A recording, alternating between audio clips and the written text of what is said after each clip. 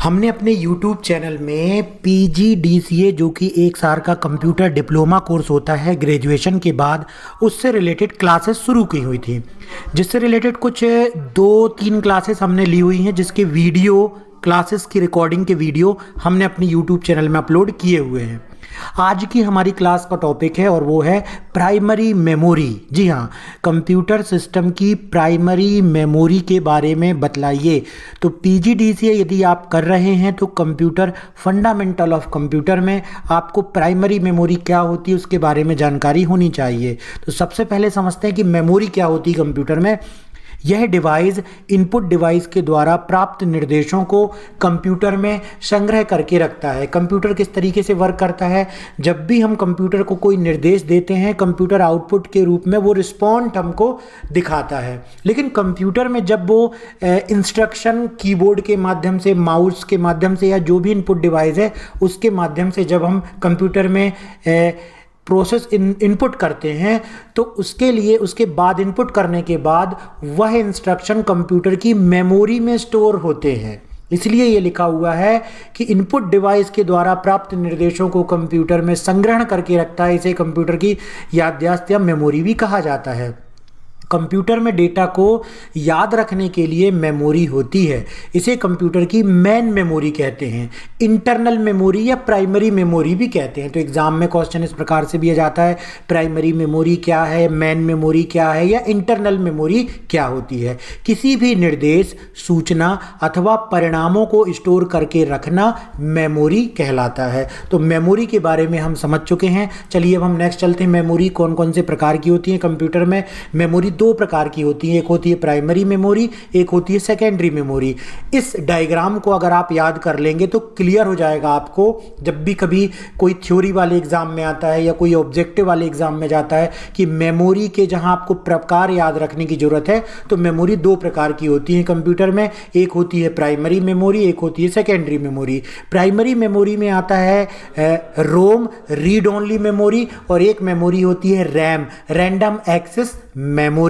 Random access memory भी 2 प्रकार की होती है, एस रैम और डी रैम। और रोम होता है पी रोम, ई प्रोम और ई प्रोम। तो कंप्यूटर में ये प्राइमरी मेमोरी के प्रकार हैं जो आपको याद रखना है। इसी प्रकार से होती है सेकेंडरी मेमोरी। सेकेंडरी मेमोरी में आता है hard disk, floppy disk drive, जिसका यूज़ अब बहुत कम हो गया है, डीवीडी और पेन ड्राइव। ये सारी सेकेंडरी स्टोरेज डिवाइस कहलाती हैं। इनमें क्या डिफरेंस है, क्यों प्राइमरी मेमोरी क्या होती हैं, सेकेंडरी मेमोरी का क्या काम होता है, इसको अभी हम आगे अच्छे से समझते हैं। तो सबसे पहले प्राइमरी मेमोरी, इसे समझिए।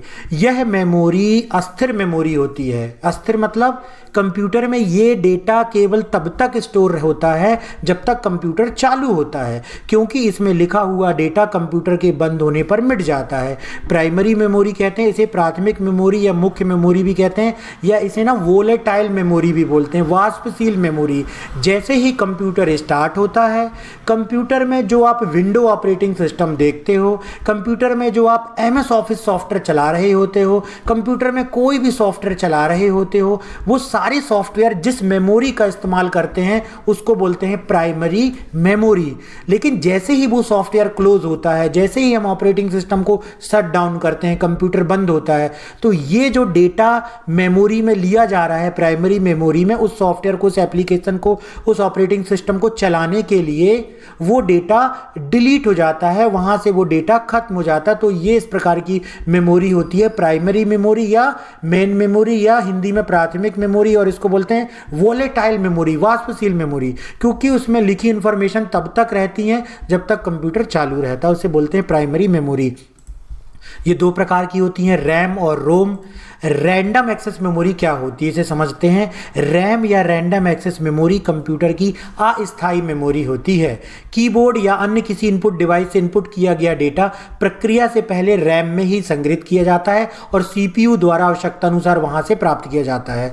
तो कोई भी जब हम डेटा इनपुट करते हैं तो सबसे पहले वो रैम में जाता है और रैम उस डेटा पर प्रोसेसिंग करके हमको आउटपुट दिखलाता है। अभी जैसे मैं ये प्रेजेंटेशन चला रहा हूं, ठीक है, मैं कहीं पर क्लिक क्लिक कर रहा हूँ। तो जो भी इस प्रोग्राम को चलाने के लिए और इस प्रोग्राम को केवल कंप्यूटर के जब तक चालू है तब तक ओपन करने रखने के लिए जिस मेमोरी का इस्तेमाल किया जाता है उसको बोलते हैं रैम, रैंडम एक्सेस मेमोरी। जैसे आपने मोबाइल में देखा होगा, आजकल जो एंड्रॉयड मोबाइल आते हैं उसमें जो गेम चलते हैं, तो जब गेम चल रहे होते हैं तो वो किस मेमोरी का इस्तेमाल करते हैं? रैम का इस्तेमाल करते हैं। लेकिन जो आपने फ़ोटो वीडियो ये खींची होती हैं, ये किस मेमोरी में जाकर के स्टोर होते हैं? सेकेंडरी स्टोरेज डिवाइस में जाकर के स्टोर होते हैं। और प्राइमरी मेमोरी में कौन सा डेटा होता है? जो आप गेम चला रहे होते हो, जो आप मोबाइल में किसी एप्लीकेशन को देख रहे होते हो, तो जब तक वो एप्लीकेशन ओपन होता है, जब तक वो गेम ओपन होता है, जब तक रैम का इस्तेमाल होता है। इसलिए बोलते हैं कोई कि 4 GB रैम का मोबाइल है, 8 GB रैम का मोबाइल है,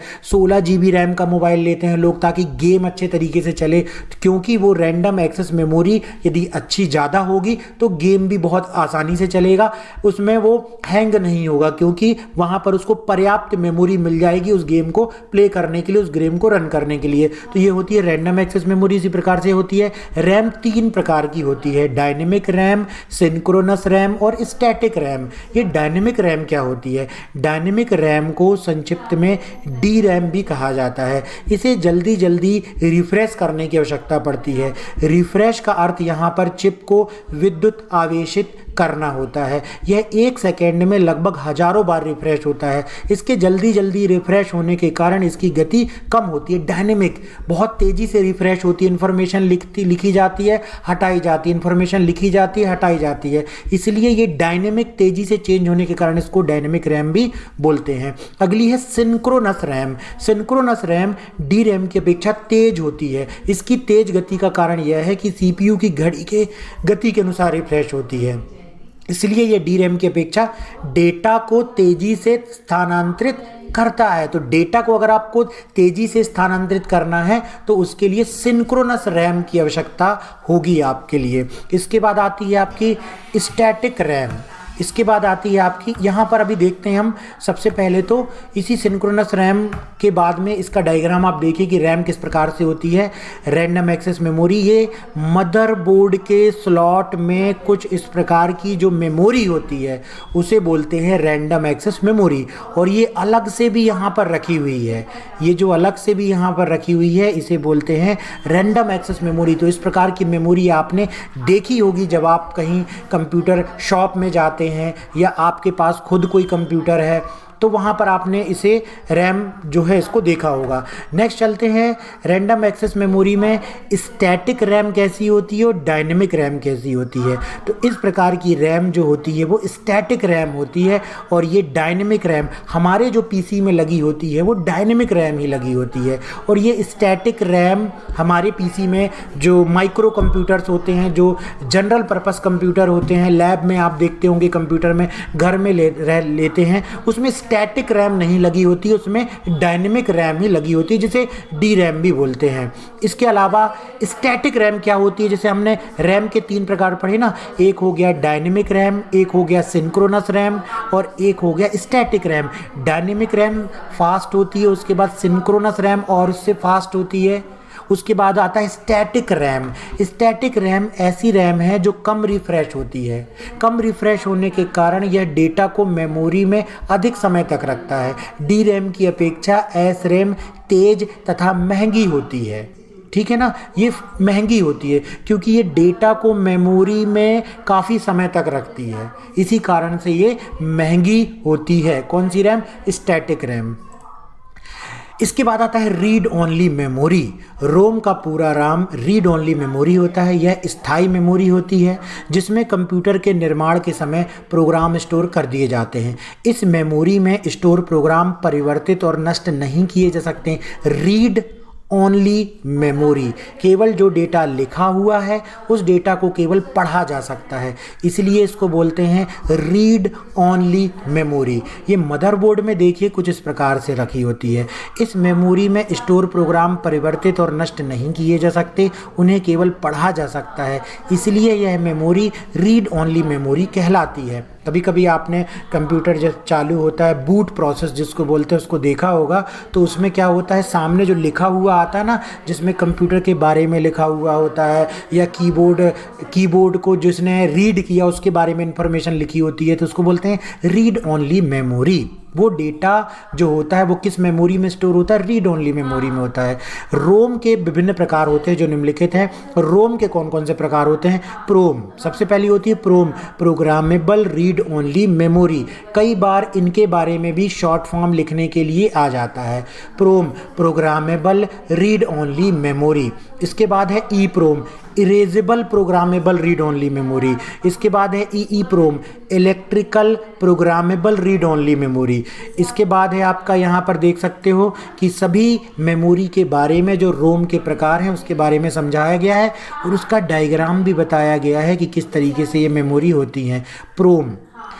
प्रोम का पूरा नाम प्रोग्रामेबल रीड ओनली मेमोरी होता है। यह एक ऐसी मेमोरी है, इसमें एक बार डेटा संग्रहित होने के बाद इन्हें मिटाया नहीं जा सकता और ना ही परिवर्तित किया जा सकता है, क्योंकि इसका नाम ही है प्रोग्रामेबल रीड ओनली मेमोरी। केवल एक बार डेटा प्रोग्राम किया जा सकता है। इसके बाद आता है EPROM.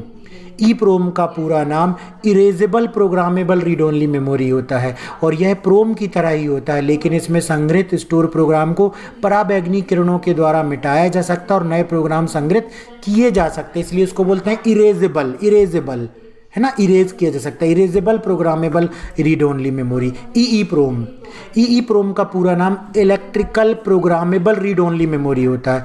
Electrical erasable programmable read only memory होता है। एक नई तकनीक ई प्रोम भी है जिसमें मेमोरी से प्रोग्राम को विद्युतीय विधि से मिटाया जा सकता है, तो इसमें प्रोग्राम को विद्युतीय विधि से मिटाया जा सकता है, ये कहलाता है ई प्रोम। तो यहाँ पर हमने देखा कि मेमोरी क्या होती है और मेमोरी के कौन कौन से प्रकार होते हैं विथ